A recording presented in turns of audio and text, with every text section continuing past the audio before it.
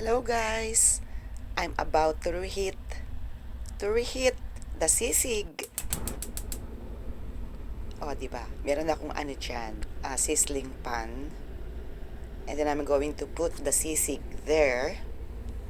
Lalagyan lang natin siya ng konting butter. Spread lang natin ng konting butter or margarine. Ayan, pahid-pahid. Pahid-pahid lang natin para hindi dumikit si sisig dyan. Galing yan sisig na yan sa anak ko. So, make it more delicious. Diba, no? Ayan, ilagay na natin siya. Masarap yan. O, diba? Mainit-init pag kinain natin. Gawin natin siyang sizzling sisig. Nood lang kayo. Halu-haluin lang natin. Ganyan. Ilagay lang natin unti-unti. Para yummy na siya. Mainit lahat. O, diba? Walang mahuhulog. Sayang kasi. Oo. Sayang siya. Laman tiyan yan. O. Diba? Iinitin natin siya. Para ang nasa restaurant. Diba?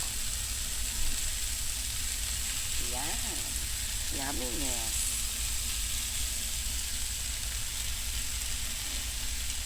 Naririnig niyo ba yung pilantik na yan ng aking iniinit? Ano yan? Iniinit lang yan. Galing yan sa kawang gawa. Ganyan akong mag-init. O, presentable, diba? Para pag kinain namin yan, yumminess. Tunog lang, diba? Ang sarap-sarap na. Takpan natin siya ng foil kasi wala siyang takip talaga. Para pati sa ibabaw, uminit din siya. O, tinanggal ulit. Halu-haluin para balanse yung init niya.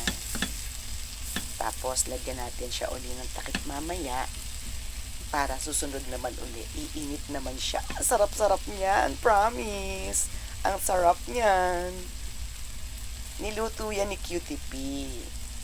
Tapos, nireheat ko lang siya para presentable at yumminess. Oh, diba? Sangka pa. Guys, please don't forget to like and subscribe. Mag-comment din kayo, no? Para naman alam ko na napanood nyo yan. Oh, cover na. Tanggalin uli. Ayan. Hinalo-halo uli. Medyo, parang dumikit na siya.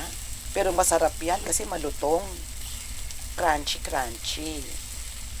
Ayan, umuusok-usok. Ang sarap niyan pag sinerve mo siya. Medyo ganon.